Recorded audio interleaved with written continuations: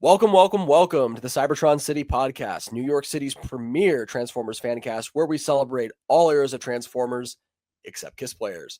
My name is Paul, aka Brooklyn Bots, over on Instagram. As always, I am joined by my regular co-host Danny, aka Matrix_Mez23, over on Instagram. Danny, how are you doing tonight? Doing it right. I'm excited to talk about Transformers. It's been, real time a little bit, since the last recorded segment that you guys have heard. Uh, Went to TFCon, so I definitely want to touch a little bit on that. But there's a lot of news that came out, and plus the meat and potatoes about the segment is our topic. I'm excited to talk about our topic. I'm not going to reveal what it is yet, but we did hint at it on our last segment. Stay tuned to the very end of the last episode if you hadn't done so already. I know for a lot of people, they like to skip around. Some of you all taper off after the first 10 or 15 minutes. You just can't stand listening to someone from Staten Island. I get it. I understand the New York mood, but come on, guys. Like they're don't let them be the forgotten borough. Come on, give them some love. You But beat on me that to it. note, exactly. How was TFCon, by the way? I had a couple concerts that I had to go to, so that plus just generally being strapped for cash because you know how that pre-holiday rush right as Halloween goes in. Y'all know how it Mm-hmm. goes. How was your life and times down in Baltimore? TFCon was dope. I mean, besides the 3 hour plus drive down there, um, I, it's almost kind of like surreal to be in a place where everybody around you is at your level of like knowledge and love of the fandom. It almost feels like a kind of large, extended kind of like family, but family in like the sense of like those weird cousins that come around every now and then in the holidays. Um, I got my signature from Frank Welker. Got my autograph. The line was insane. I was in my cosplay, and it was like at least a 50-minute wait. But yeah, he was a cool guy. I didn't get to take a picture with him because they had run out of tickets at that point. I was like, all right. And I hit up the bar on the first night, and that was crazy. People were selling stuff. People were like, just chatting, mingling. Like I feel like that was my favorite part of my TFCon experience. I went for the second day, and that was more for like toy hunting. I got a couple of bots here and there. Nothing too crazy, nothing too special, nothing that I would consider like a big pickup for myself. But I mean, we'll get into that later. I don't know if you have any toys that you've picked up within the last week or so that you want to talk about. If you do, I'm gonna wait till then. Definitely, I have my own. I mean, since we've last Okay, spoken, good. there's been quite a bit of pickups. So I don't know when is the last time that we actually did a recording. For those of you guys listening, there might be a bit of a delay in the time we've recorded versus the time we're actually uploading this to YouTube or whatever other podcast platform is out there. But there's been quite a bit. But one thing I wanted to ask you is, I'm not sure if I'm supposed to say this or not, but I've noticed on your Instagram stories you might be teasing a new costume or what looks like a Nemesis Prime cosplay, or what's going on with that? Yeah, I kind of did a digibash a couple months ago on what my suit would look like, just to get a bit more mileage out of it before I completely retire. I know I've mentioned that I wanted to retire my suit after this con, but one of my good friends, you guys probably know him as the guy who cosplays Optimus Primal in that one picture on my posts. But he hit me up the other day saying, "Hey, I would like to have my cosplay brother next year because I'm going to be doing a couple shows, and he's working on something right now. So I'm trying to like push my cosplay as far like to its limit before I kind of like throw it out or get rid of it. But I've been playing with the shattered glass concept and a Nemesis Prime concept. I'm not sure what I'm gonna go for yet, but uh the Nemesis Prime is very intriguing, and there's something about the black, red, and teal that really does it for me. I have to agree. I'm very personal or very partial to Shattered Glass Prime myself. As we've discussed here, I think as far as the actual idea of a evil Optimus Prime, I really do love Scourge from RID 2001. For those of you that have listened, all 10 episodes so far, you guys, you fucking maniacs. Um, That's my favorite version of Evil Optimus Prime, but I really do like the idea of a truly, like, from the beginning, evil Optimus Prime in the form of the Shattered Glass universe, as opposed to just some boring, monotonous Optimus Prime clone that just roars or does whatever, a Unicron possessed Hmm. puppet does or whatever. But Yeah, back to there's your more cosplay. to it. Exactly. Back to your cosplay though. I noticed that leading up to TFCon, you were crafting, I think, those like Energon wrist blades for Optimus Prime as well. Are those like your main weapons or whatever? Do you haul those around all day on the convention floor, or do you have like any other weapons or whatnot for your cosplay? Well, I mean, as you guys all know, I've designed my costume, my cosplay, whatever you want to call it, to be as comfortable and as efficient as possible. But this, like, what, 2, 3 weeks ago, I got a little tipsy, and I just crafted a whole like wrist blade, the one he carries with on in the Rise of the Beast movie. So I got carried away and I designed it for the suit, and I just wanted to add a little more substance to it since I was going to a, Transformer convention. And yeah, it's a pain in the ass to haul around. The whole suit is a pain in the ass, really. But I did forget to add like a Velcro strap on it, like, on the back of my cosplay and on the sword, so I could like strap it there when I'm not using it. That would have come in clutch last week. But you know, I'm not intending to keep the entire cosplay. So probably when I'm done, I'll probably just keep the sword as as like a just a showpiece, and in my collection, probably hang it somewhere. Nice. Absolutely nice. While we're on the topic of TFCon, just kind of segueing into our next segment, which will be pickups. I know you usually kick this segment off, but I thought I would just pass it on to you since you're on your little TFCon recap and such. What did you get from the convention? Um, so the first thing I did was kind of just scout the entire showroom before I committed to buying anything. But I got myself a Shattered Glass Ultra Magnus for like a good deal. It was like 50, $55. And I was Um, gonna grab the Flame War. The Flame War was like $80. Like, bro, like, oh my god. Like, I'll just settle for the Ultra Magnus. Got myself a Skullgrin, Legacy Skullgrin for cheap, like dirt cheap money. Got myself a Velocitron Scourge without the trailer, which was also dirt cheap. Kind of did me a favor because all my trailers are in a box. I got another Shattered Glass Ultramagnus that I might need help with identifying. It's the old, I believe, Universe mold, and he has like that orange Autobot symbol, like a pirate symbol. the old universe mold. You mean the classics mold? Might have been the classics then. The classics where that has like those big kind of like G2 Optimus shoulders. So, ooh, They did a that redeco, and I have that redeco, and I think he was an exclusive back in the day, but I got him for like dirt cheap at this one. this is the reveal the Shield Optimus Prime, or are you talking about the orange? You said it was orange, He's blue and orange. He has the Shattered Glass Ultra Magnus colors. The and he has the palette. right? Hmm? And he has the skeleton head, right? No, he doesn't actually have the skeleton head. That's the thing that throws me off. That He might has be like a a kit bash. faceplate. I don't know, but I got him, and who else did I get? I got I got Payload from Revenge of the Fallen, that kind of like era timeline. I believe it was Hunt for the Decepticons Payload. I got him at the bar when everybody was, just a bunch of grown men playing with toys. Everyone was like kind of selling off what they couldn't sell off. I got him, and the guy who was selling, his collection out of a bin had like a bunch of 3D printed Wrecker hammers. So he gave me one of those. And what else did I get? But you lose track of what you got when you put everything back on the shelves. But yeah, I got a decent couple of things. I got no, I already said that one. Yeah, for probably big purchase, I'd probably say the Ultra Magnus is probably the most fulfilling. Definitely, definitely.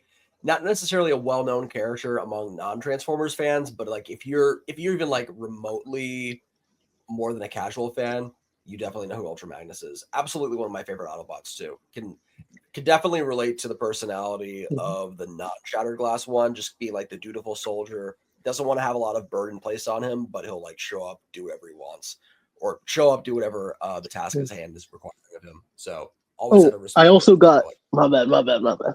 I just got a so do you remember like years ago, some third party company was making like an Optimus Prime pen that transformed?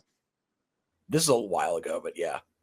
Yeah, so I got a knockoff one of those. Some lady was selling like bins of them for like, I got money because little ion blaster turns like the pen tip. My bad. Hold on, start that whole section again with the Yeah. All right. Optimus Prime pen. Count yourself in. Yeah. All right. 3, 2, 1. So I got a knockoff version of that old Optimus Prime pen mold, and I had gotten them for $5. This lady had like a whole bin of them selling them, so I was like absolutely getting one of those. And it's neat because the ion blaster turns like the pen tip. And on top of that, my last one actually was the Legacy Thundertron. Oh, nice, nice. You finally got a hold of The that mold. guy, yeah, finally, and it's such a great mold. And I the only reason why I got him is because the seller had apparently worked with Aaron Archer back in the day to create the Thundertron character. So I knew I had to get it. Like it just added more value to it, just having that story and having the seller being one of the OGs from back in the day. Definitely. Shout out again to yeah. Aaron. Like when he left the brand before Siege really reset everything, that was a big valley within like the whole history of Transformers. Just it entered a pretty dark time, but I also love how Aaron Archer really just understood that, especially when you had the earlier Michael Bay films come in, and when Transformers did, even though in live action they still kind of do look like a bunch of origami putting together, there's the idea that these are Transformers, they're not morphers. So if you're going to make some sort of robot that transforms on screen, you're ultimately going to have like your various parts, whether it's a truck windshield or a wheel or a smokestack or an engine or whatever it might be. It needs to go somewhere. So I've always appreciated that with Aaron Archer. So good to hear. Good to hear you actually met with someone that worked with the guy. That sounds pretty cool. Yeah, and Aaron Archer was also there. He was like across the entire showroom, and he was sitting next to the one of the guys I listen to on a weekly basis. He has like a podcast segment, and we spoke to him. Me and my girlfriend spoke to him a little bit. He got up, shook our hands, and I've spoken to Aaron before on Instagram, and we kind of like bounced back and forth. But it was cool just to have like those creative minds, especially somebody who quite literally designed the toys that I was playing with when I was 6 years old. Like seeing him in person, shaking his hand, those are like those cool surreal experiences that TFCon can kind of offer you. He's definitely a god in the franchise, and I feel no matter where he goes or where the brand goes in the future, like his presence is definitely going to be remembered and remembered very fondly. No, of If I'm course. not mistaken, he does a lot of those designs and sketches nowadays where he'll take the old Transformers instructions and do those over. Yes. Yeah, everybody was. So I went up to the table, and the podcast host, he was good friends with Aaron, right? We were talking about Aaron and his work and everything, and he's like, "How cool is it that you guys are friends?" And he was like, "Yeah, like a lot of people are bringing in their instructions here," and he took out a fat phone book type stack of instructions that people have just been donating for him to like create art on. It was insane. Love it. Love it. Love it. Love it. Love it. Those are some pretty damn good ones too. If that's all him, like, damn. I mean, I guess I shouldn't be surprised. He was the one designing this, so like, of course, a designer is going to be a great artist as well, not just a very well trained engineer. I love that. Mm-hmm. But no, it's great to hear that you had a great time at TFCon. Wish I would have been able to go, but unfortunately, reality. But I had a good time regardless. But just happy happy to see that these conventions are still going strong after all this time. Just it's amazing, especially being so close too. Yeah, I mean, I think the next one got announced already, like in Chicago. I don't know if I'm gonna go to that, but definitely like stopped a little bit to think about when it was announced like 2 3 days ago. It'll be a good excuse for me to go to Chicago. I've never been before. It's the only reason why I would ever go to Chicago. Yeah. At this point, I'm like just otherwise, I have no reason exactly to go way out there. Mm. But run us through your pickups. I know it's been a while since you've gloated about the hundreds of dollars that you've been spending. So go Yeah, ahead. exactly. My bottom line, thank God I work in science, right? This is what I studied for. This is why I studied in college so much, so I could just blow it all on plastic robots from China or Indonesia or wherever the hell they're made Yes, nowadays. sir. Vietnam country. So this will likely be my last bit of Transformers pickup for the year, unless these pre-orders for Legacy Wave 5 and the 2025 Studio Series Wave 1 drop early, and I mean like hella early. So I got from the Studio Series line Concept Art Frenzy, Studio Series 114 TF1 Megatron, and Gamer Edition Ratchet. And then from Transformers Legacy United, I got Slipstream and Quake. So within like what 3 weeks, I got 5 different Transformers, but I'm satisfied for 2024. Like, did any of It's them all right. like? Happens to everybody. I mean, it's fine. Like, I'm very content with my Transformers purchases the rest of the year. Just being like, there's Mm-hmm. nothing else I really want out there. Generation Selects is definitely not what it was like 2 or 3 years ago, where they were just pumping out releases constantly. I feel like we barely get any Generation Selects figures anymore. But of that assortment that I got, the one that I've been fiddling around with the most and like transforming back and forth a lot has been surprisingly Slipstream. Which, on the one hand, it's like I've never really seen Slipstream as a character that I would get super attached to, but on the other hand, like she's a new head retool and redeco of Legacy United Windblade. And I may have said this on the podcast previously, but Windblade is like my number 2 figure of the year. I think she's probably the best fembot mold to have come out, likely since Siege reset the whole Generations line. Mm-hmm. Slipstream isn't as good as Windblade. Just when it comes to accessories and such, I'm much more of a person that prefers like swords or energon axes or energon weapons and such as opposed to guns. But Slipstream's pretty good. Ratchet's definitely giving me a lot more hope for the Gamer Edition line going forward. I still very much think that when it comes to that line, it's the Voyager class figures that where the money's worth is being put into that line. The deluxes, I think, of the deluxe molds we've had so far, Bumblebee is probably the best one of them, but that's not saying a whole hell of a lot. Mm-hmm. And what else did I get? Core Class Frenzy. I mean, if you have the Rumble mold, it's pretty much the same thing, just in red. With the Studio Series 114 TF1 Megatron, I still think Optimus is just a better figure. I was a little surprised just how not bulked up Megatron was, which if you look at him like just separately from Optimus Prime, like one-on-one, it's like, oh man, this seems like a little bit underwhelming. But together, the Yeah. two figures look great. Like they look great. They scale well. Megatron, if like they're both standing straight at attention, Megatron is slightly taller, but Optimus does have a bit more bulk on him. But I'm honestly content with just having those two being my TF1 representation. I've been doing a lot more thinking about like what kind of figures I want next year, just because I'm at a point where I've begun selling off some of my collection, not just with Transformers, but some of the other stuff that I collect, whether they're figures or just like other non-nerd stuff that I've been collecting. And I think we've just mentioned this before. Like, there's only so much room that collectors have to put on their shelves. I don't really want to get super invested collecting TF1 stuff, even though I really like Transformers 1 as a movie. It's the overall aesthetic and the vibe isn't really what I look for in Transformers, but I got really invested with the characters that Brian Tyree Henry and Chris Hemsworth brought to Megatron and Optimus, respectively.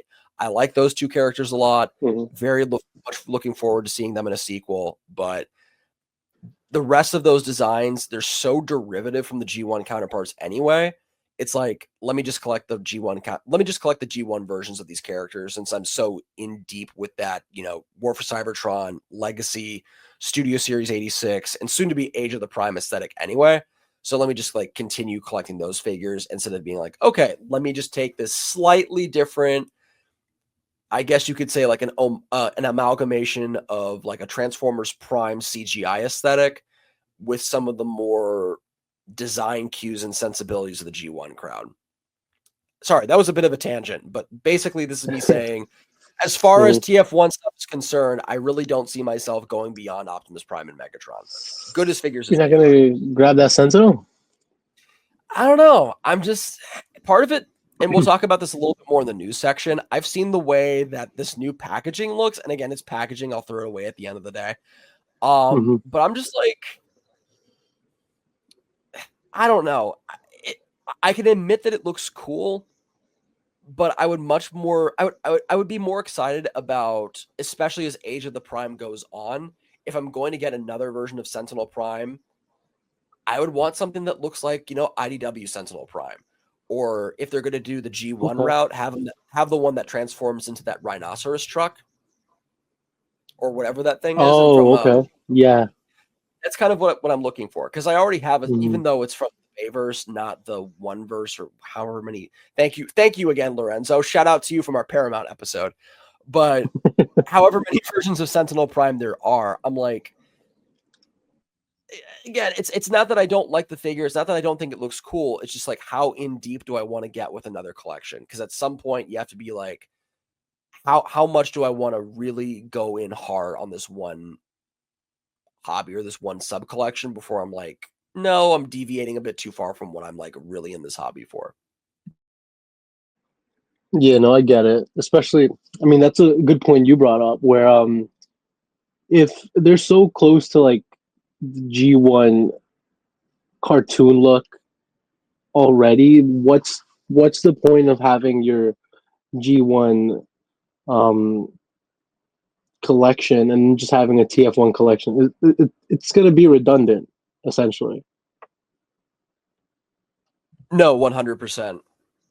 And that's both like the beauty, but also a double-edged sword when it comes to Transformers. So if we look at a character like Sentinel Prime, he's had very different looks. I was thinking about this the other day too. He has very different looks across different continuities. You could have like the G1 cartoon version, which transforms into the rhinoceros truck, but is otherwise like, he's not named Sentinel Prime on screen. He's just assigned that because the TF Wiki told us that. Then you have the animated version, which is an homage to the old like Tick cartoon, because they were voiced by Thompson Coleman, I believe is the voice actor's name. Then you have the Bayverse version, which is Leonard Nimoy. And then you have the Transformers 1 version. And then you have the IDW version. And they all look so different from one another. But at the end of the day, it's like, plot twist, Sentinel Prime is a bit of a prick. So as long as that bit's consistent, it's still Sentinel Prime. But also, like, again, like not only living in New York, but also just being mindful, like we talked about on some of our earlier episodes. When does your hobby go from being a hobby to being an addiction or a coping mechanism, or recognizing like there's more than just Transformers out there? It's just, I have enough. I've gotten my fill of the Transformers 1 stuff already, just from Optimus Prime and Megatron, and I was already unsure about picking up those figures. Sentinel does look cool. I like the battle mode that he has. I just don't want this to be an excuse to being like, okay, now I have to hunt down Alita. Now I have to hunt down B-127, Starscream, Shockwave, and Soundwave, because we know those figures are going to. I'll probably, like, I know I said I'd get the big three, Sentinel, Megatron, and Optimus, but if I were to extend anywhere else, I'd probably just reach for the Starscream and that'd be it. Yeah, that's very fair. That's worst case too. Yeah, I mean, Stephen Buscemi did a better job than I thought he would do, but to be honest, like as long as you can kind of get into the nasal range and sound like you're just kind of put upon and sexually frustrated, you can do a Starscream impression. It's not that hard. I mean, I guess that's why the ladies love him, right? Like I don't know. This is getting beyond the purview of this podcast. Anyway, before I make a complete 180-degree turn. We talked about it a little bit when I was talking about Sentinel Prime, but with all the different reveals we've had from MCM Comic-Con in London, from a couple of the leaks that we've seen from Hasbro one, or not the leaks, but the reveals that we've seen from Hasbro 1027 event, and now this leak from the Transformers Devastation Deluxe Class Optimus Prime, we have a new look at what the Studio Series packaging look like from here on. What are your first impressions of that before we get on to the actual toy reveals? So I've been noticing, like it was brought up to my attention because I am always like out and I'm always like going around. So I noticed that they did away with the numbering, and I do enjoy the look of the window packaging again. I know a lot of people hated it. Like I didn't really care if it was there or not, but it's good to see it back. There's not going to be a lot of missing heads anymore, swapped figures, or just empty boxes lying around on your Walmart floor. So that's good to see. And I don't know, I kind of like the packaging a bit more. It looks a bit like it's still keeping that black and blue Studio Series look. So it's still that familiar packaging that we've grown to know and love the last 6 years at this point. But I don't know. I'm a big fan of this packaging. I know you're more picky with your packaging, so I'm not sure if I can say that. I feel like I've seen two different versions of the way this package is going. So I'm not sure if you've seen the re-release of what Revenge of the Fallen Overlords, or not Overlord, Overloads packaging. Yeah, but I think that might just be a Target exclusive type packaging that they're doing. I know, but that's like chef's kiss to me, where they have like the outline of everything and everything. It just looks super fresh and crisp. That looks cool. I wish all of the packaging looked like that. Because I'll be honest with you guys, the art renders that I'm seeing of like Scrapper, who's the other one that's being released so far? Bone Crusher, this new Devastation Optimus Prime. Gotta be honest, the art kind of looks like shit. I'm not impressed with the way the art looks at all. And it's just again, to be fair, I'm gonna steel man it a little bit here. Maybe it's just the rendering is really crap, and I'm getting like some 480p or 460p version of the packaging from like whatever website it is. But I'm like, combined with just like an all black box, I just feel like it's uninspired, and we're going back towards more like the Combiner Wars, Titans Return, Power of the Prime style of packaging. Yeah, I can hear you. Wait, time out. Last I heard was the art for Scrapper and Bone Crusher and the new Optimus Prime is kind of shit. All right. Did you note that? Yep. The time all noted. Okay. 3. Of course, bro. You're the best host here. Got it. 3, 2, 1. So comparing the Overload packaging with the new stuff like Scrapper, Bone Crusher, Devastation Optimus Prime, gotta be honest, I just think the character art doesn't look so great. I'm not impressed with it so far. And to be fair with the guys, maybe it's just the rendering, maybe it's not the highest quality. I'm not seeing this in person, but for whatever reason, I don't know. I don't know. Maybe change is a little bit hard for me, and I have to like mentally adjust to it. But having seen like the Power series, the Power Pro series, or whatever the Target exclusive collection's called from now on, I just think those like black and white outlines look so much more crisp compared to like this weird, like painting looking, but not really, like a more knockoff version of Alex Ross covers kind of style of Transformers. I don't know. Well, they've kind of had that since like SS86. They have, but there's just something that's changed with it. I'm not sure what it is. I feel like it's a slight change in either the way that the colors are being saturated. Maybe that's it. Maybe it's just the colors that look a little bit cheaper to me for some reason. I don't know. One thing I am happy is that they got rid of the dioramas inside of them, because I don't know about you guys that are listening, but I just chucked them in the recycling bin. Yeah, me too. And if it saves a nickel, I will say I am gonna miss it. You are? You're gonna miss those for like 5 seconds before you throw it away? Yeah, because I used to be like, wow, that looks cool. Full knowing I'm gonna throw it out. I'm like, yo, this is some dope art. I'm like, anyways, throw it out. Yeah, if it gets me more paint applications, then like sure, cool, chuck it. Awesome. Hmm. Great.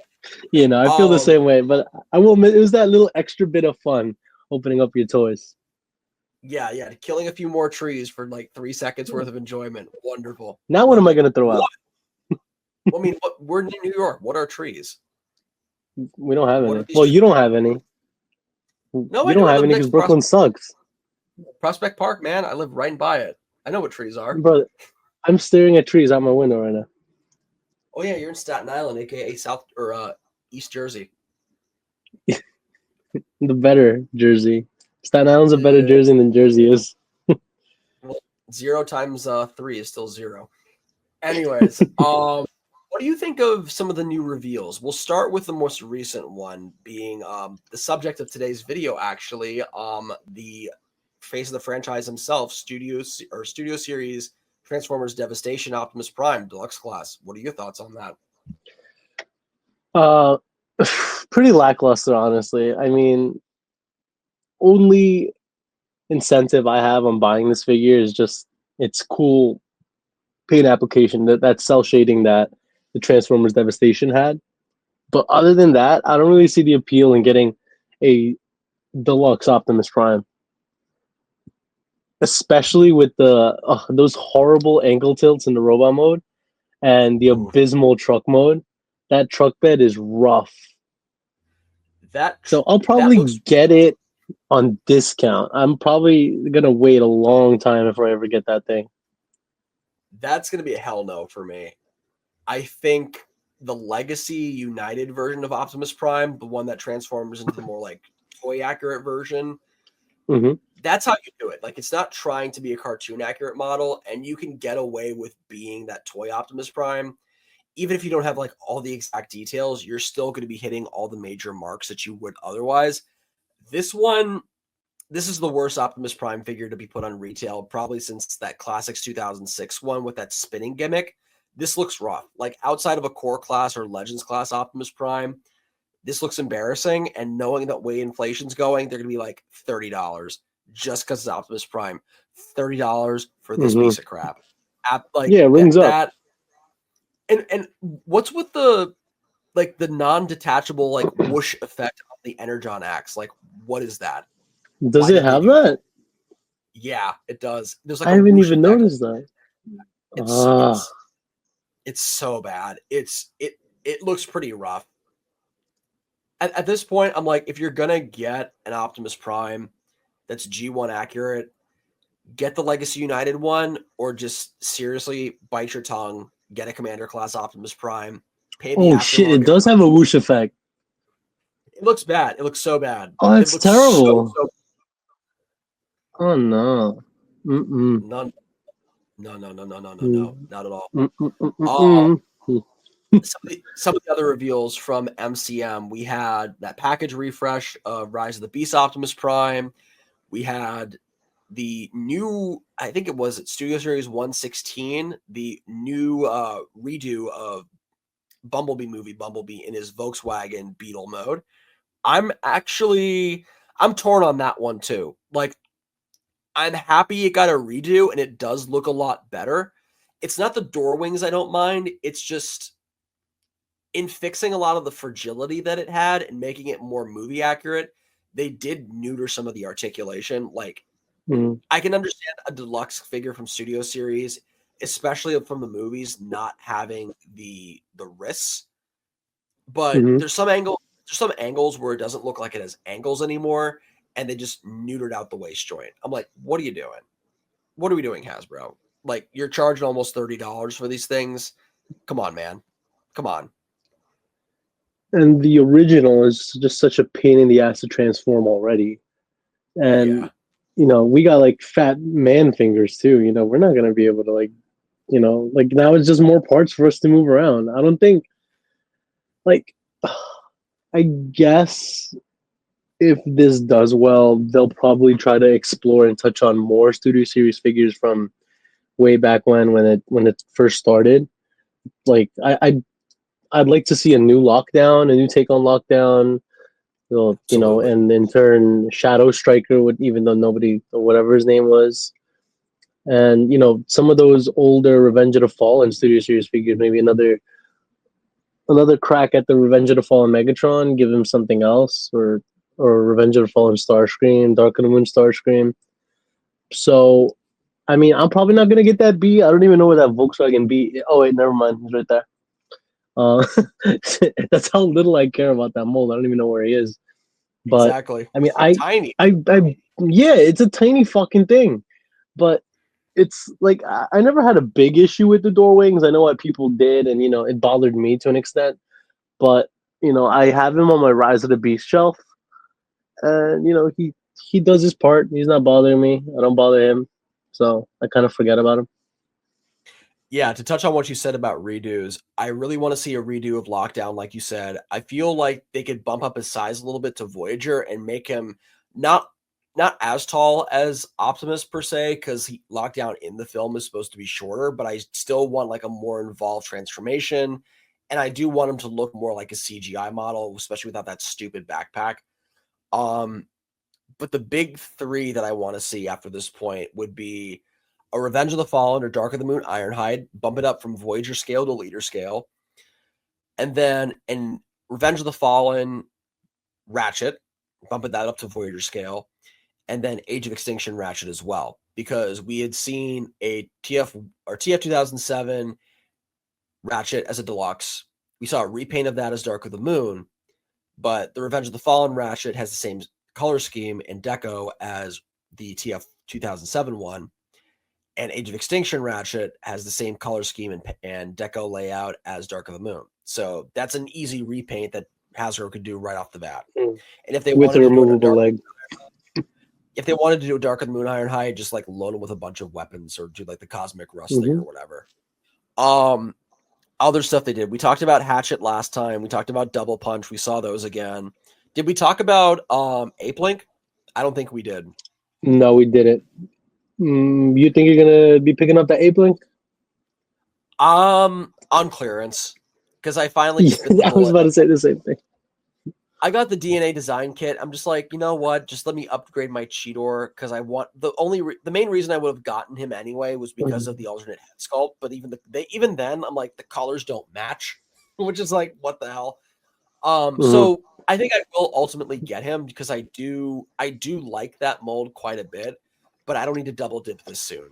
It's like I'm still finding Rise of the Beast Optimus Primals. And it's a good figure, but I understand for a lot of kids, it's like, do you want to buy like a gunmetal black and gray gorilla? It's not like the most appealing for all of them. And all the Beast Wars purists are like, Mhm. well, it's not my talk Optimus Primal. So whatever.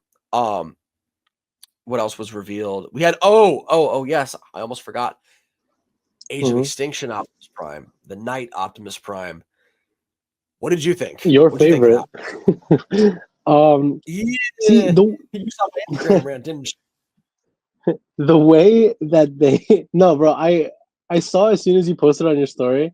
I was like, oh, like this is not good. So I just blew through your stories. I was like, no, I'm gonna hear this for months. So I want to take the time reading it, and then we're gonna hear about it next week and the next week after it. But the render that they showed us was a very kind of like you can't see anything in that render. You can't see most of the figure. He has his like both arms in front of him with the like holding the sword, and from the looks of it, at least from the render, he's missing the paint on his forearms for some reason, and the paint on his like chest. Those parts that are kind of like angled up, And his and legs and his feet and pretty much so everywhere. so it's like, are you showing me a kind of like? There's no excuse for you not to add color onto the CG model, just drag and drop. But I'm like, why are you showing me this? Like, hopefully this, I really do hope that that was kind of just like an unfinished model, whatever, that they had sent the file over. but it doesn't really look promising. I will say the best Knight Optimus Prime that I've seen so far in retail has been the Voyager one from the Last Night movie. The backpack looks like it's taking a lot of leader class Optimus Prime cues, and like you really shouldn't have used that figure for your inspiration if that's what you're really doing. And I believe the forearms are wrong. Just to touch on that a bit more, I think those are the forearms he has like before he takes like that sword out of like lockdown ship. And I don't know if that's like a marketing thing they're going to be doing, or like they're going to be doing that as the Age of Extinction Optimus, and then they'll give us a Nemesis Prime for the Last Night with the correct arms, and that's how they'll get us. But I don't know. I'm not really too excited about it. I'm fine with my 2017 one. I mean, I've customized it to hell when I was younger, and I think I'm going to stick with that if it turns out to be a shitty Optimus Prime toy. I don't know how I feel about this one. It's just when I start doing a whole Transformers collection purge and reevaluation, and of course 2025 is the first year where I'm like, whoa, what's going on here with all the reveals? I want to like this design and have a representation of this design in my collection, because when he's all decked out on the film, or in the film rather, he does look good, but it's probably my biggest gripe, not with just this design, but all of the live action designs after Dark of the Moon and before Bumblebee. So Age of Extinction and The Last Night. They're too humanoid. You can't tell that they transform. There's very little elements within their design that show like, hey, this guy's a truck, this guy's a dinosaur, that this guy's a car or whatever. With the Dinobots, it works because you can have a lot of imagination and like manipulate all the beast bits around to like give them new designs. And I really love the way that Grimlock looks. But for Optimus Prime, I'm like, as you said, this has Age of Extinction leader class vibes where like the whole wind vane of the truck is on the back. He's basically wearing the truck as a shell. And on first glance, yes, a lot of those paint apps like missing. That's ridiculous. They should absolutely be there. I think there was a confirmation from the designers saying they would be there. That's just an earlier model, but just the absolute worst pose to like obscure so much of the figure and have all these fans wondering like what's going on. Just not good. Not a very good first impression on this. And as of right now, if things don't change, this will probably be a skip. Not even just a pass. It would just be a skip entirely. Wow, it would be a not only a wait till clearance. This would be a skip entirely. Jesus, English. Not even on clearance. I don't know. This is starting. I'm starting to reevaluate some of my Studio Series collection, like from after Dark of the Moon, just because I really don't like those two movies, even though some of those designs are cool. So again, if it looks better in some like live in hand, like final engineering or whatever the proper term is, the final like retail ready product, then I'm open to changing my mind. But right off the bat, doesn't look good. I think. Oh, talking about like the space bridge kind of segments that they do. They also revealed the new War for Cybertron Ironhide, which I think that was just a render, right? It wasn't the actual CG product. No, it was the actual CG product. I really like that one because it was just it was a slight tweaking from the Ratchet mold. Yeah, I don't know. I feel like I've missed out. I've voluntarily missed out and been skipping out on like the whole gamer edition stuff that I feel like even if I wanted to, it would be just too much work to like track everything down. So I don't know how far. Probably the only thing that they could do to convince me would be like the Fall Cybertron Dinobots, and they're not even on that game yet. So I'm just gonna have to like play things by ear because I mean they're starting to look better now. I wanted to pull the trigger on Sideswipe at TFCon because he looks really good, and I've always wanted to get that Sideswipe. But I don't know. It's just there's not a lot of like substance there for me. Like what am I gonna do with them basically?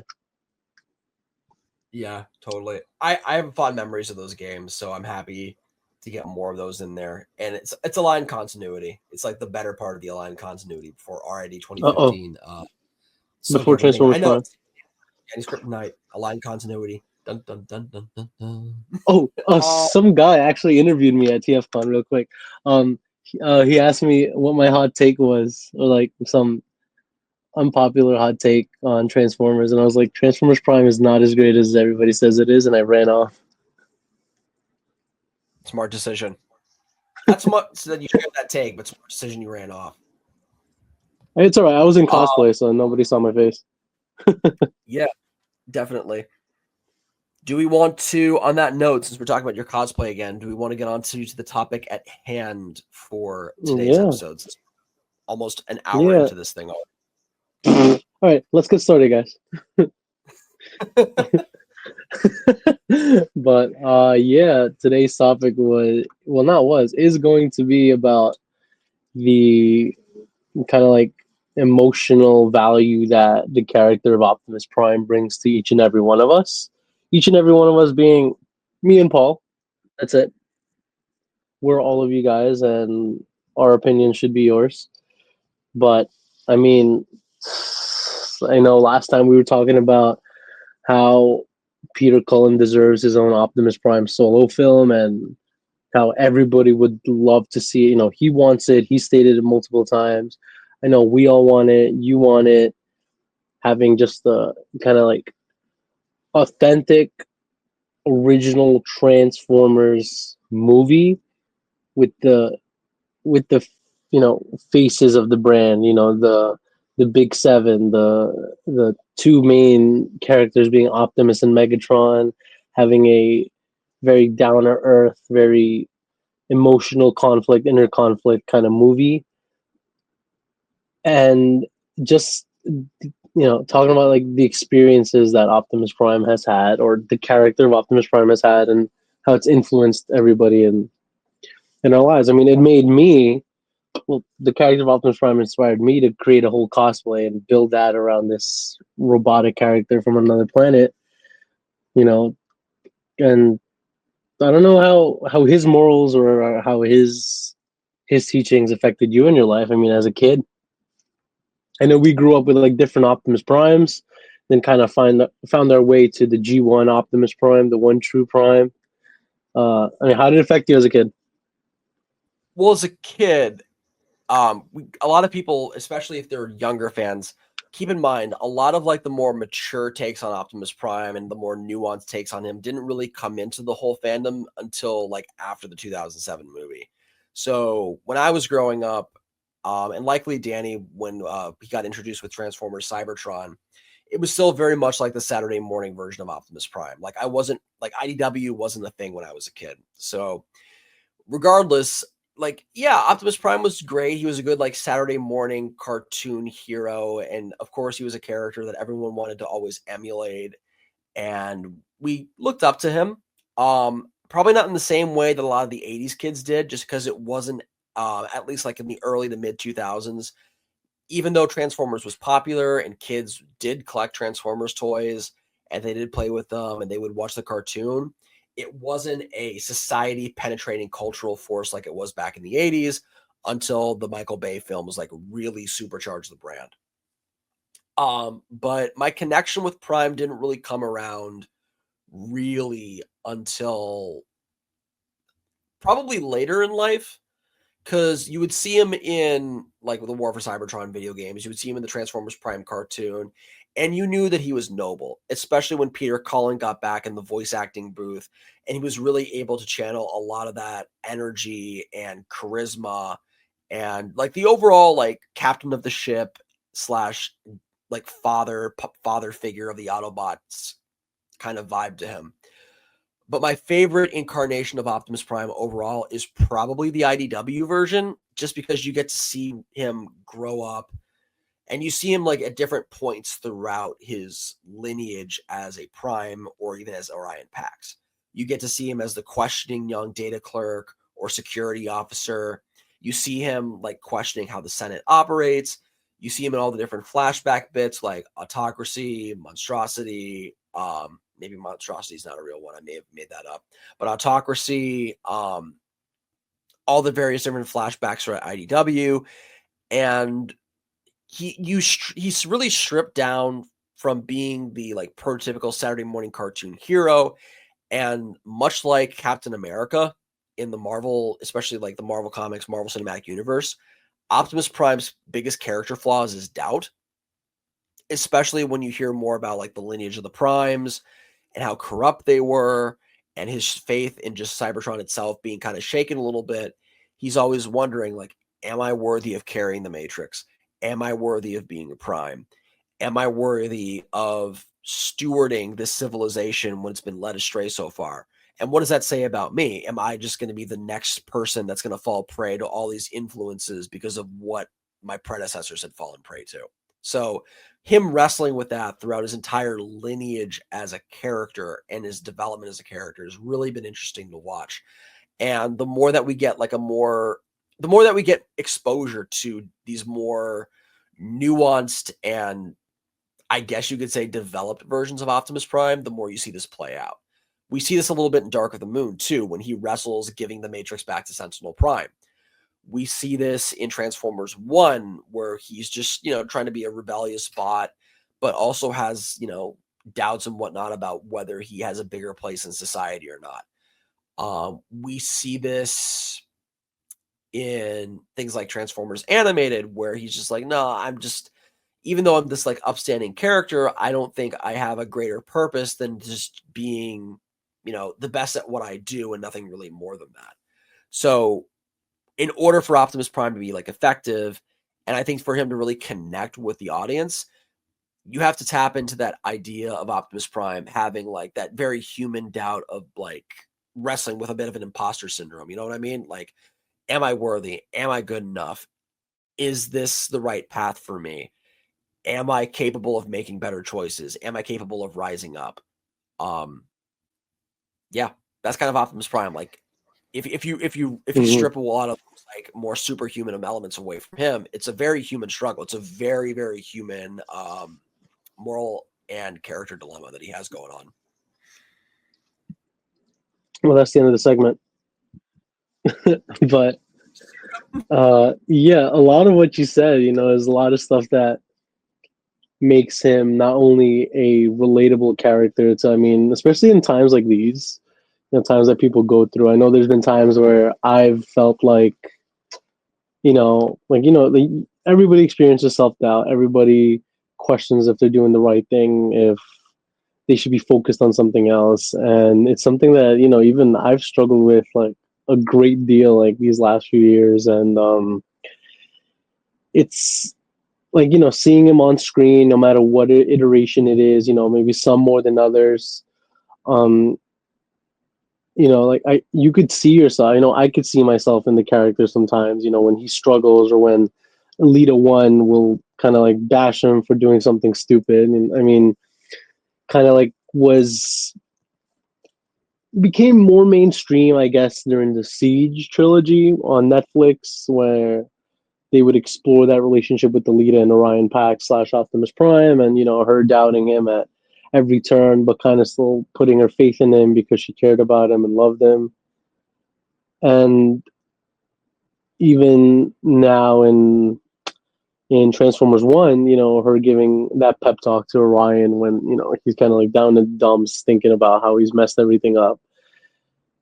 I've always kind of like seen myself through that, and I've seen, like, sure, as a kid, you watch these Saturday morning cartoons, and you're like, I want to be just like that guy, like he's big and strong, and he's like defeating the bully, and he's blasting him through space, and like cool, like yeah, that's fine. But what always has resonated with me, even back then, was like the ability to stand up to like those bullies, those people who are just trying to cause trouble, people who are just trying to push other people down. And I feel like growing up, you kind of see different things in him as you go through life. The bully thing was probably something a lot of people struggled with, myself included, in my younger years, elementary school. little bit of middle school, and then being an adult now, being in my mid 20s, it's that whole kind of characterization of, am I good enough? Am I worthy of having this divine symbol of power that everybody says I'm worthy of? Um, am I doing the right thing? Is the person that I love doubting me, but they're still here because they trust in me, and it's I was never attached to the character because of the movies. I'd say, the movies never kind of like made me go, "Oh my god, that's Optimus Prime. That's this, that's that." No, like that. That was Optimus Prime being cool for the movie. That was Optimus Prime murdering dozens of Decepticons for the hell of it, just because somebody said, "Let's make Optimus Prime be this murderous supervillain." Um, that like I never resonated with that, and I never like wanted that to be my hero. I always wanted that caring, compassionate person that looks after everyone else. We got a little glimpse of it in Rise of the Beasts, which I liked. That first Optimus, the true Optimus Prime, where you see him struggling, caring about everybody else around him.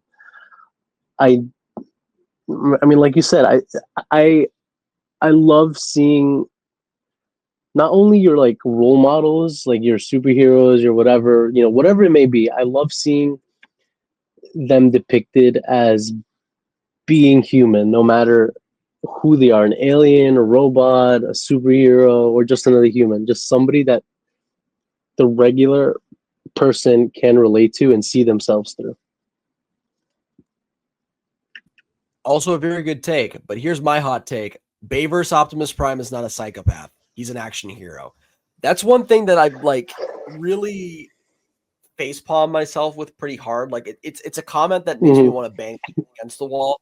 I'm like, you guys don't see the lens that this film was meant to be Mm-hmm. viewed in.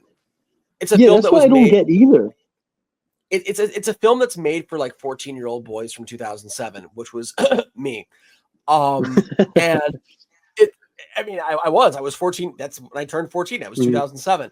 And it's like, Mm-hmm. that movie was made for me. Like at no point did anybody watching that film think, oh my God, Optimus Prime is a bloodthirsty psychopath. I'm like, no, he's an action film. Like if you were watching, one of the many different Liam Neeson, like Taken 2, Mm-hmm. Taken 87 or whatever movies there is, that's what he is. If you're Taking it. watching, he's Sylvester Stallone.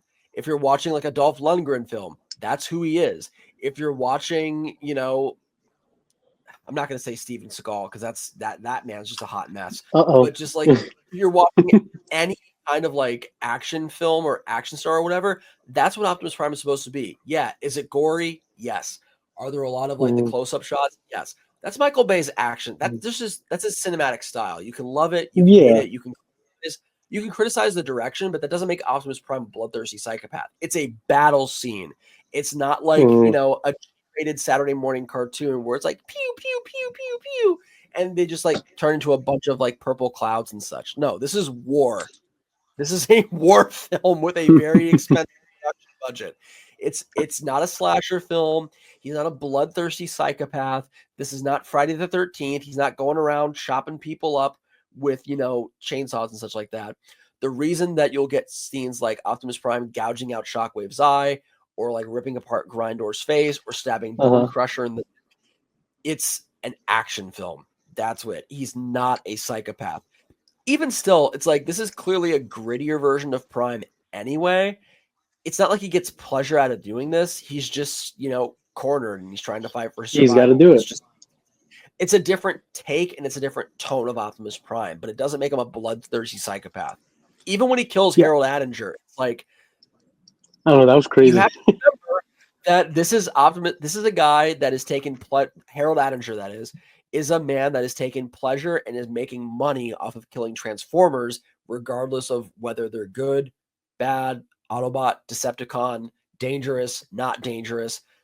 And gotta say, even though Harold Attinger must die or whatever the line was in Age of Extinction, Gotta hand it to him. If there was any human that Optimus Prime would have ever killed in any universe, it was Harold Attinger. Kelsey Grammer was the one who was going to get nuked or no scoped or not or whatever by Optimus Prime. He deserved it. No He deserved scope. it. He 100% deserved it.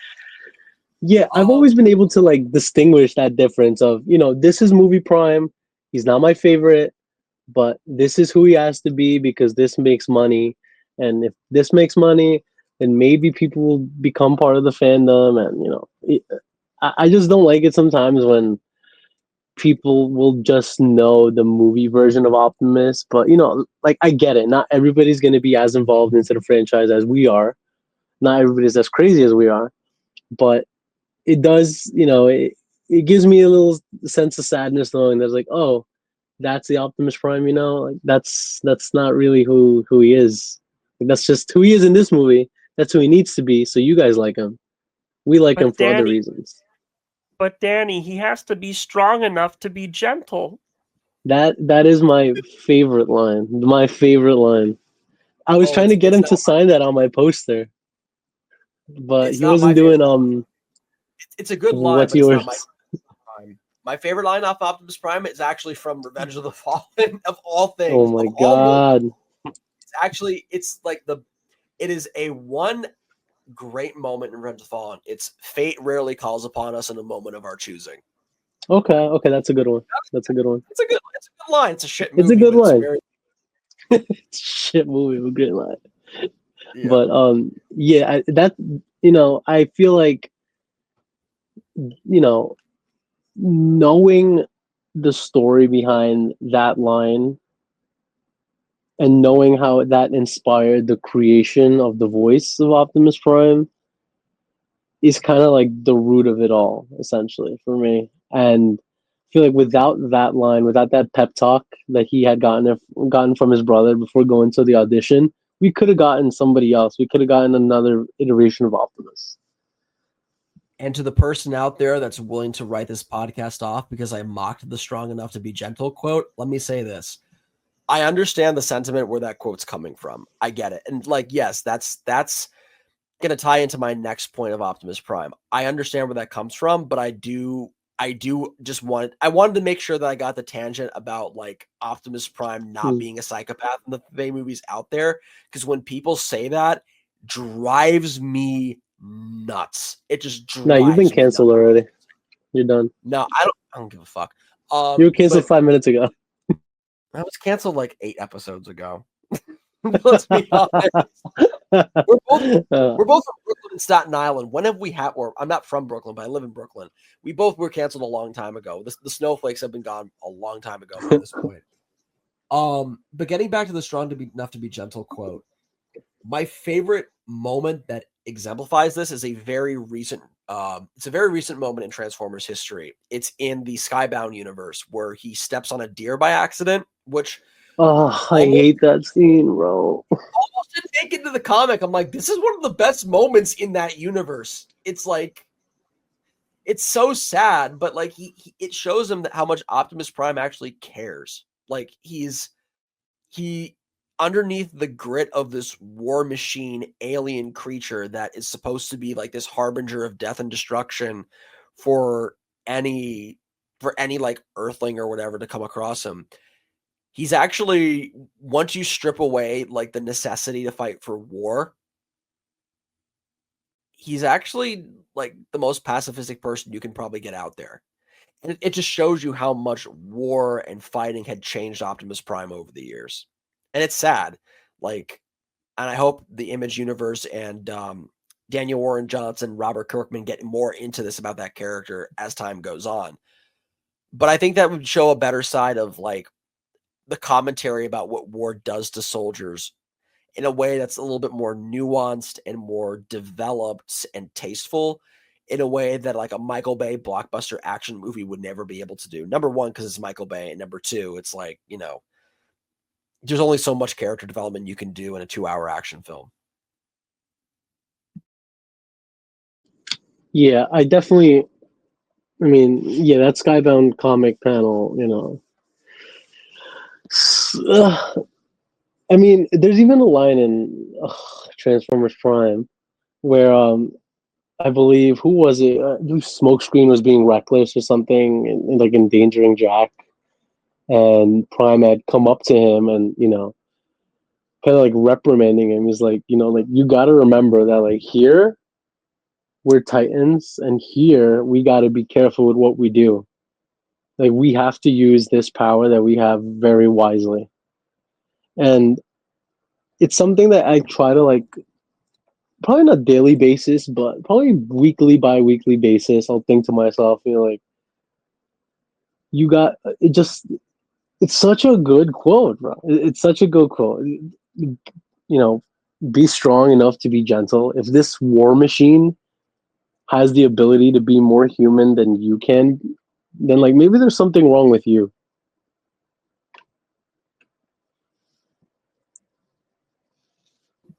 There's a lot to be said on that, especially as someone who's very critical of the war machine to begin with. As we were brainstorming ideas for this podcast, or this specific episode in particular, it brought me back to a conversation, and I know the deer conversation made you cry a little bit already, but I'm gonna have the waterworks turn on fully right now. As we talked about, Frank Welker and Peter Cullen are getting up there, and I really want to see one final movie where both of them are still at the top of their game. Both of them, not just Peter Cullen, fighting whatever Decepticon villain of the week happens to be on the screen. Scourge. Fucking Peter Dinklage, you really phoned that performance in. I do want to see on the big screen, on the silver screen, one final time, an Optimus and Megatron, like not only just a moment, not only a battle, but like really a character-driven film. And I kind of have an idea. I was wondering if you would humor me in the podcast with whatever time that and whatever audience at this point. So I imagine it would be a bit of a flashback, so it would not be taking place on Earth. It's in like one of their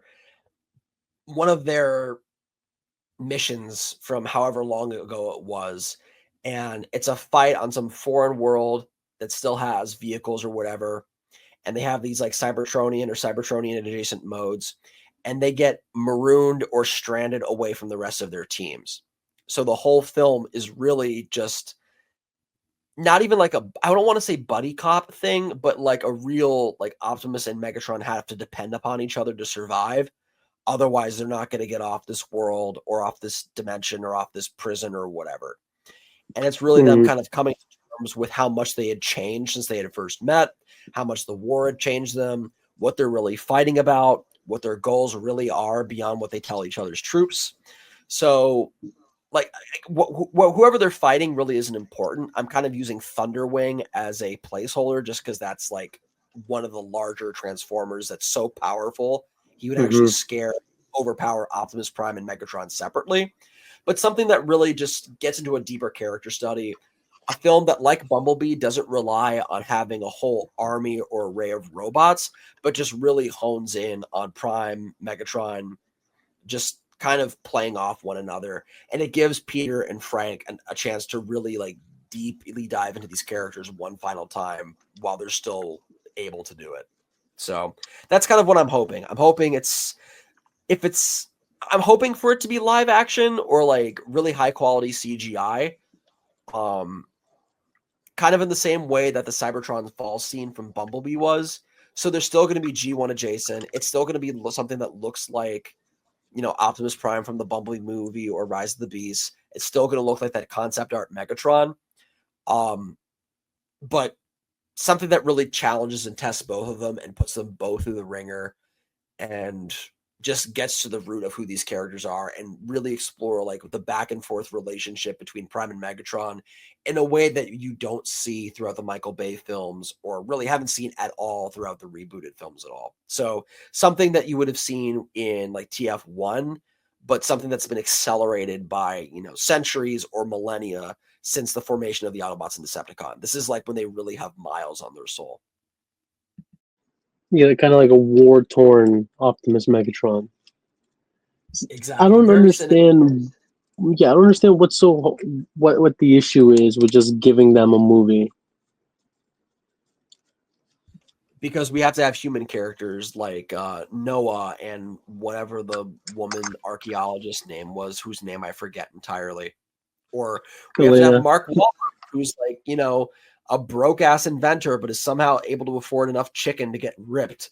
Or, Sam Witwicky screaming into the camera, but is somehow able to land someone like Megan Fox or Rose Huntington Whiteley or whatever other model character. Mm-hmm.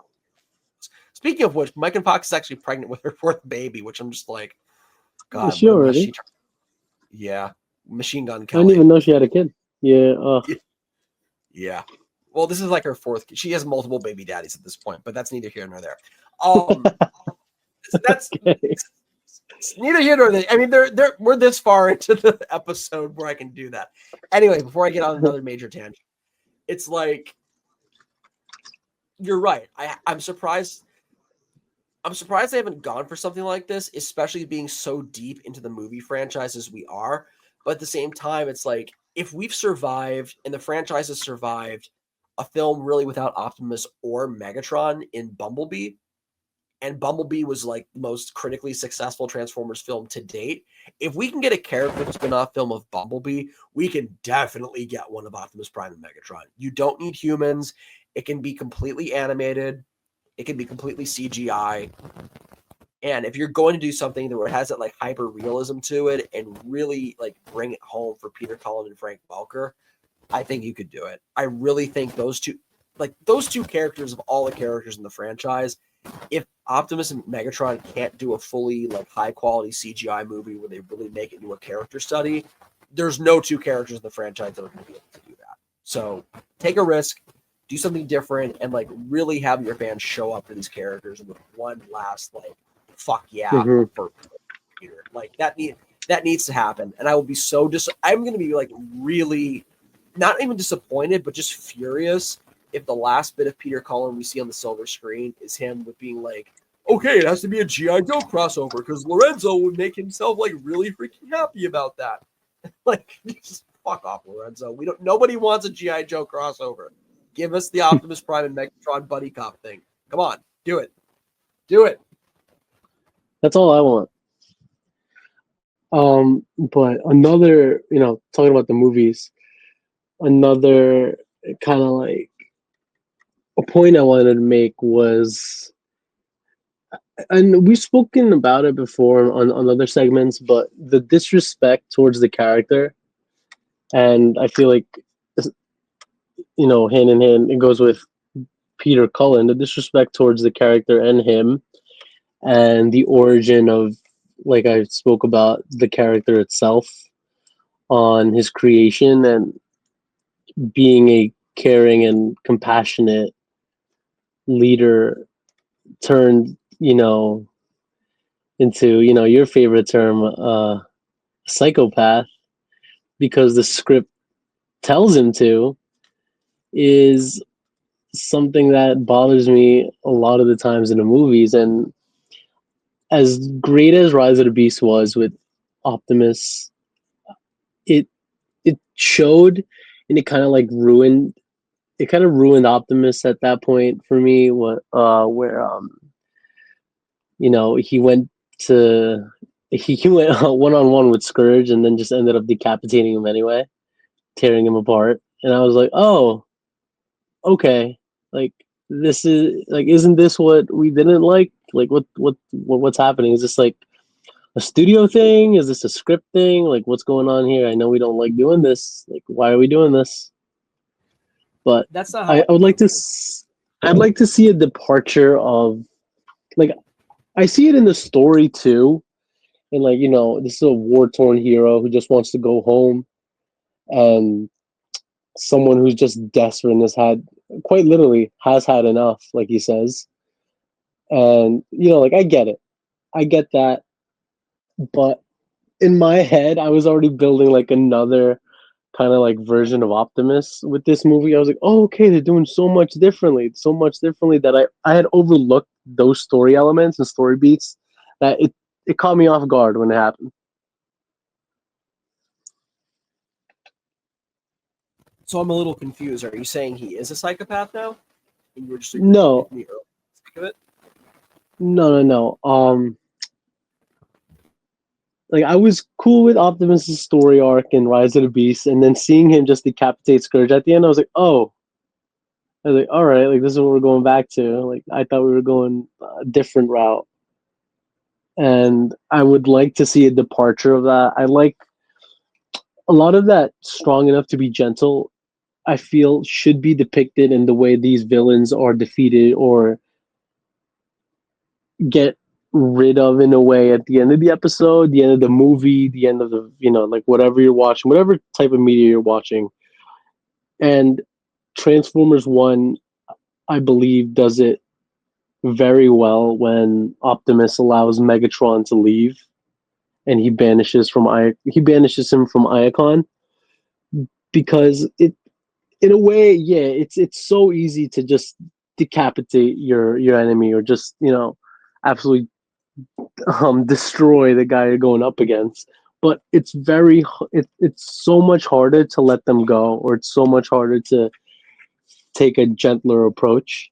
And I know we've spoken about this a lot, that we want to see villains return and not just kind of like be introduced at the beginning of the movie, halfway through the movie, and just get killed off in the last 2 minutes in the movie. I would like to see that sentiment get built on with their villains and kind of like, okay, like you messed up this and this, I'll let you go, but like you're gonna have to like you have to promise me this, you have to give me more of that inner strength rather than that physical strength. I feel there's moments where both are justified. So I agree with you with Transformers 1. If you're looking for something that's more consistent with the classic depiction of Optimus, that's the way that he just lets Megatron go and banishes him instead of killing him. That's consistent with Optimus, especially being like a younger Prime that just received the Matrix and just made the transition from like Orion Pax to Optimus Prime. Because like even though at that point he has the transformation, he has the Matrix, he has the faceplate, he has the Energon Axe at that point, he's still very Orion Pax in terms of like his mental state versus something like Dark of the Moon. At that point, he's seen bloodshed and war for hundreds, if not thousands of years. His mentor turns out to be a traitor to begin with, and a lot of his faith in what like the sanctity of the Primes had been, combined with like him facing the Fallen previously, having defeated Megatron countless times before, and now he has a chance to like not only take out Sentinel after the betrayal, but take out Megatron one final time, I think was justified. So in decapitating Megatron in that instance, I felt like that was the right decision to make, especially at the time Dark of the Moon was supposed to be the last film. And it still feels like it still has that sense of finality.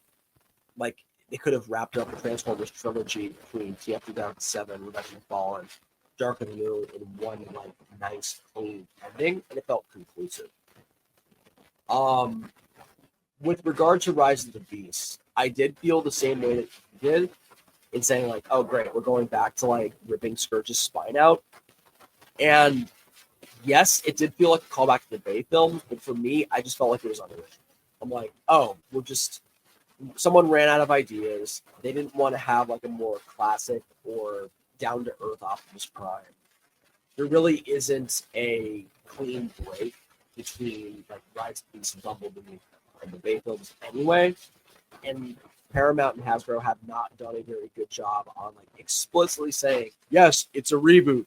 Yes, it's a prequel. It's very ambiguous.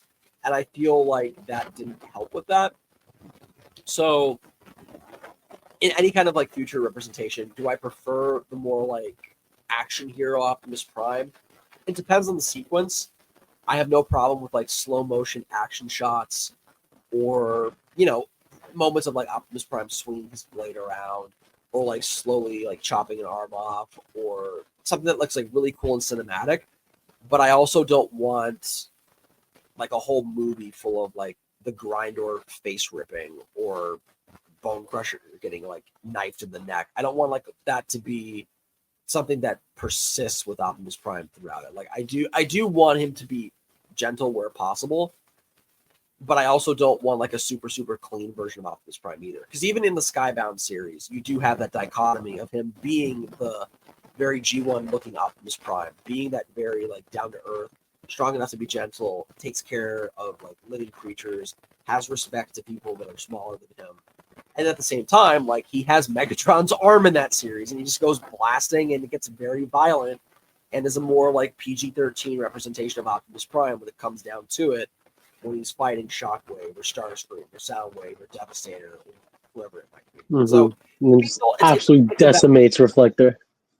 It's a balancing act. Like you can't have it be the G1 Sunbow cartoon because audience sensibilities have changed. Like even with kid sensibility, I feel like kids are, for better or worse, they're a little bit more desensitized to that violence. But as long as it's understood, like, hey, this is a cartoon, this is fictional, this is make believe, and they don't try to make it like hyper realistic and hyper gory all the time, that's fine. But if Optimus Prime makes a quote or makes a reputation on being a character like Liam Neeson or like being the more Michael Bay depiction of it all the time, then I think we're getting worried. Which again, that's what. To wrap back with Optimus Prime psychopath thing, if it's just that one instance of Optimus Prime in the films, or that one take on Optimus Prime, I don't think that makes him a psychopath. But if that continues through like multiple continuities, then I would get worried. So at the end of the day, he has to be someone that has respect and whatnot, but also understand like this is not really a Saturday morning. Oh wait, your mic got really shit right now. It got really shitty right now. It's very fuzzy. Check. Good? No, I still hear some fuzziness. Hold on, I'm gonna write a note real quick. Am I good? A little bit better? Yeah, a little bit better. A little bit better. I don't know what you're doing. I think it's working well. Yeah, you're better now. All right. We'll start over on that. Oh, wait, it got fuzzy again. It got fuzzy. Is it again? Yeah, I don't know what happened. How about now? Wait. Yeah, hey, there we go. That one's good. All right, cool. 3, 2, 1. For me, there just has to be a happy medium. Like, understand that audiences have changed, sentiments have changed. Kids, for better or worse, are not going to be as, they're not going to be as unaware to like violence as they used to be, just because of the way that we live in and the way the world has changed. But at the same time, like this still needs to be like a ship captain or a father figure or a coach kind of figure to Optimus Prime, instead of just being like the badass, heartless military general that likes to kill things. Like that shouldn't be the driving force behind Optimus Prime. At the end of the day, he still needs to feel like a soldier that has a personal responsibility to not only his troops, but like protecting life. Yeah, I feel the same way. I always like to say that, well, that you gotta have a role model like worth kind of like looking up to. Like I'm not gonna be looking up to like some douchebag on the media, or some person who has some scandals going on in the background. And if I'm okay with sticking with the role model I found when I was like 5 years old. And not only a character, but honestly, an idea now. The idea that that it's okay to doubt yourself sometimes. It's okay to wonder if you're ready to take on a responsibility or a burden in your life, or it's okay to go against what people are saying. It's okay to stand up to people who are like 2-3 times your size. And it's going back to that line, I know you hate it right now, but it doesn't really matter how strong you are physically, or how many people you go up against. Your inner strength is really what counts. And it's those moments where you show your inner strength that kind of just make you who you are. And I feel like that's an idea that has, well, it obviously has withstood the test of time, and I feel it always will. Seeing, I mean, Transformers One, while was for the hardcore fans, and will always be like trying to accommodate everybody on the spectrum, no matter where you fall or what type of fan you are. I feel very good about my fandom and about my hero still being portrayed that hero that he has been for the last a little bit growing up now Hold on. Stop. aren't going to be. Stop. Yeah. You're going in and out. Yeah, what happened? What was the last thing you heard? The last thing I heard was like, it just makes me start over. Like, the whole thing, like, this is your hero. You don't want to see him. Okay. Wait, you're really fuzzy right now, bro. Still? Yeah, like when you talk, it'll kind of go into like a little bit of static. It'll go like that. All right. How am I? Right now, you're good. Wait, try talking. Check 1 2 3. Check 1 2 3. Oh, there we go. Good? Crystal clear right now. All right. Yeah. Cool. All right, let me write that down. 126, 3, 2, 1.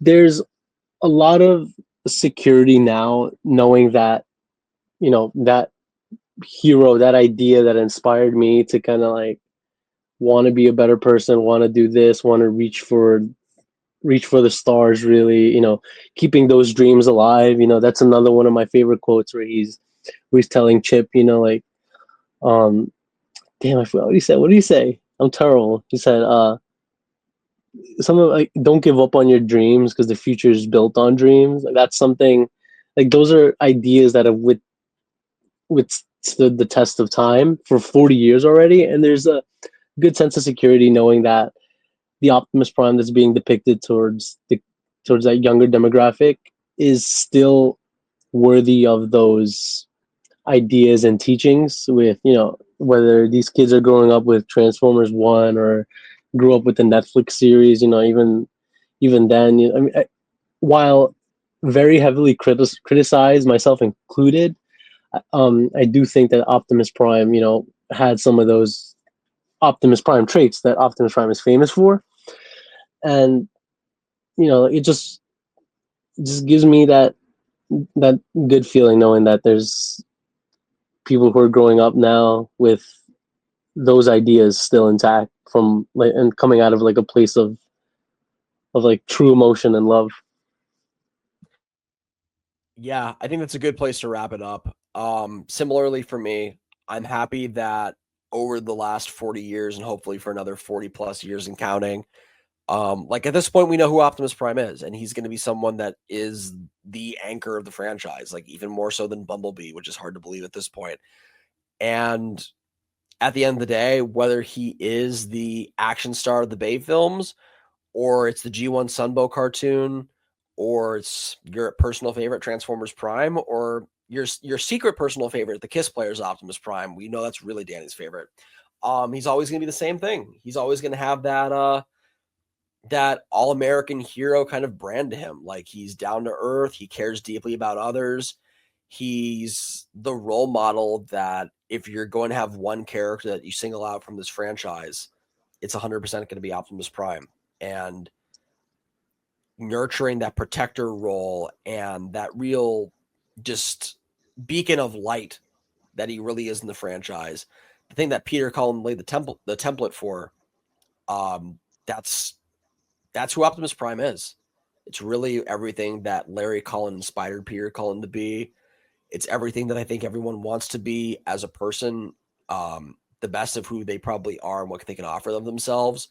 But no matter how honest or sincere or how much effort they put out there, there's always going to be that lingering doubt of whether they could do more. And I think there's nothing more human to this giant Titanic transforming robot than that. Mm-hmm. Make him feel small, make him feel human. Two things that he's not. Two things he's very not, but beneath the matrix of leadership and inside that spark of his, he's definitely human. Nothing else. Mhm. This is a fun episode. This has got me to like some deep thinking that I'm not used to doing. Got me for thinking. Transform. Yeah. This guy's not used to thinking, guys. He's not used to thinking. Use that noggin for a reason. We're happy we all stayed to the end. This has been a long one, but Danny and I, we're New Yorkers. We tend to go off on tangents and such. But that's just the way it is. We're 11 episodes into this podcast now. If you don't know this, it's like, hey, welcome here. But what do you guys think? A little bit about audience participation. What do you guys believe is the best of Optimus Prime? What's your favorite interpretation of him? What do you admire about him? What are things that have made you uncomfortable with Optimus Prime's depictions over the years? And if there was a send-off for like Peter Cullen's final portrayal of Optimus All ever, right, stop. Still, what would you want to see? It's going to happen at some point, but like if there had to be a capstone on it, what would you want it to be? Let's put a positive spin on the inevitable, right? Well, now I'm upset. No, sack, get some sack. Anyways, this is Paul signing off in here. Danny, any last words for the people before we wrap it up? Yeah, let us know what your favorite Optimus Prime quote is. Let us know who your favorite Optimus Prime is. What's your favorite moment? What's something you carry with you every day? Just drop whatever Optimus Prime related content you got. Any commentary. I really want to know where people are coming from. What gets you through the day. What gets you through tough times. Get to that homework, people. See you later.